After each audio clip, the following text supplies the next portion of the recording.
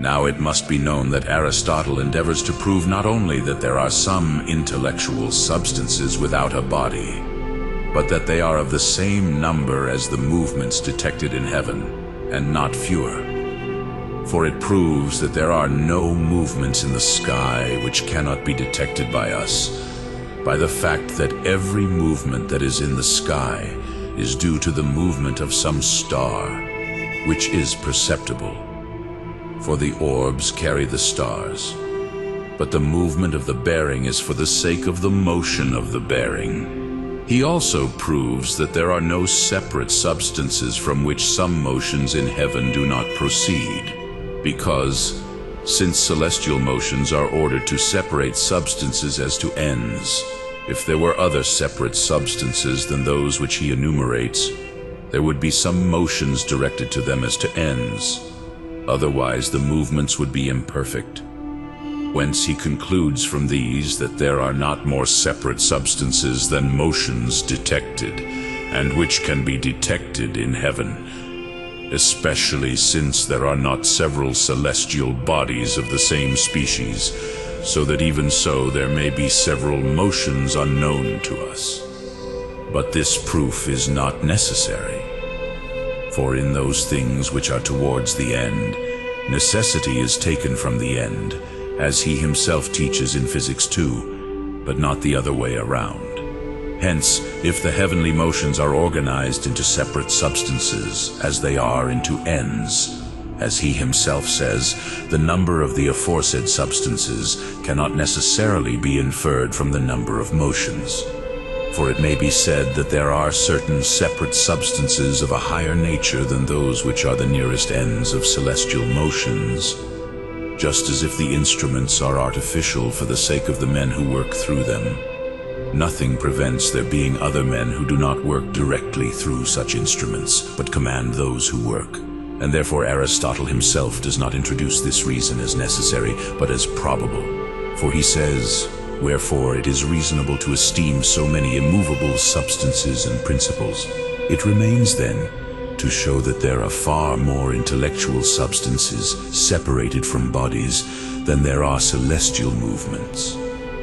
For intellectual substances according to their kind transcend all corporeal nature. It is therefore necessary to take a step in the aforesaid substances according to their elevation above the corporeal nature. Now there are certain intellectual substances elevated above corporeal substance only according to the nature of their kind, which nevertheless are united to bodies as forms, as is clear from the foregoing. And since the existence of intellectual substances according to their kind has no dependence on the body, as has been proved above, we find a higher degree of said substances, which, although they are not united to bodies as forms, are nevertheless the proper movers of certain determinate bodies. Similarly, the nature of intellectual substance does not depend on moving, since moving is consequential to their principal operation, which is to understand. Further, as the agent by nature acts by his natural form, so the agent by the intellect acts by the form of the intellect, as is evident in those who act by art. Therefore, just as the agent by nature is proportioned to the subject by reason of its natural form, so the agent by intellect is proportioned to the subject and the fact by the form of the intellect. Namely, that such is the intellectual form which can be introduced by the action of the agent into the receiving matter. It is therefore necessary that the proper movers of the orbs, which move through the intellect, if we wish to support Aristotle's opinion in this respect, must have such intelligences as are explicable by the motions of the orbs, and can be produced in natural things. But above these intelligible conceptions, it is necessary to accept some more universal ones. For the intellect grasps the forms of things more universally than their being in things. from which we see that the form of the speculative intellect is more universal than that of the practical, and among the practical arts the conception of the art of commanding is more universal than that of executing. Now it is necessary to take the degrees of intelligible substances according to the degree of intellectual operation which is proper to them. There are then certain intellectual substances above those which are the proper and proximate movers of the determinate worlds. Still, the order of the universe seems to demand that that which is more noble in things should exceed in quantity or number the ignoble. For the ignoble appear to be because of the noble. Hence it is necessary that the more noble, as if for their own sake, should multiply as much as possible. And therefore we see that the incorruptible bodies, that is, the celestial ones, so far exceed the corruptible ones, that is, the elemental ones, so that it is as if the latter have no notable quantity in comparison with the latter. But just as celestial bodies are more worthy of elementary ones, as incorruptible ones are more worthy of corruptible ones, so intellectual substances to all bodies, as immovable and immaterial, mobile and material. Therefore, separate intellectual substances exceed in number the multitude of all material things. Therefore, they are not included in the number of celestial movements. Again, species of material things are not multiplied by matter, but by form. Now, the forms which are outside matter have a more complete and universal existence than the forms which are in matter. For forms are received in matter according to the capacity of matter.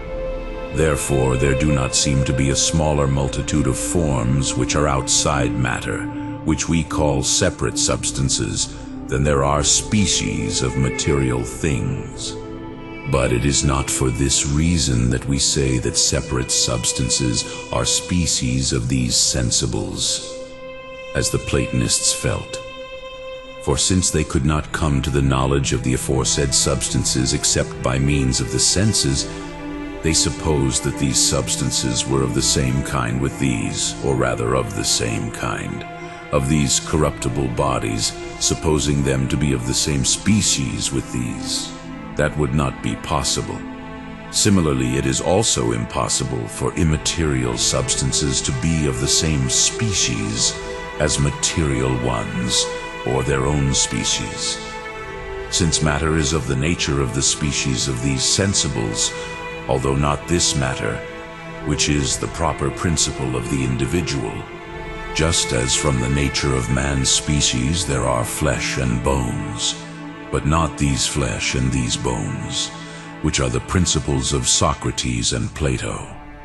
Thus, therefore, we do not say that separate substances are the species of these sensibles, but that there are other species more noble than these, inasmuch as the pure is more noble when mixed. And then those substances must be more than these types of material things. Still, something that can be multiplied according to its intelligible being is more than according to its material being. For we grasp many things in the intellect which cannot be in matter, from which it happens that to any finite straight line addition can be made mathematically, but not naturally. Even the rarity of bodies, the rapidity of motions, and the diversity of figures are comprehended to increase to infinity according to the understanding, although it is impossible for this to be the case in nature. But substances are separated into intelligible beings according to their nature. A greater complexity is therefore possible in them than in material things, according to the peculiarity and weighted nature of both kinds. But in eternal things there is no difference between being and being. Therefore the multitude of separate substances exceeds the multitude of material bodies, and the Holy Scripture attests to these. For it is said that Daniel 7:10,000 served him, and millions assisted him. And Dionysius 14 de Caelesti Hierarchia says that the number of these substances exceeds all material multitude, By this means, the error of those who say that substances are separated according to the number of celestial motions, or according to the number of celestial spheres, is excluded. And the error of Rabbi Moses, who said that the number of angels which is given in Scripture is not the number of separate substances, but of virtues in these lower ones, just as if a concupiscible force is called the spirit of concupiscence, and so on.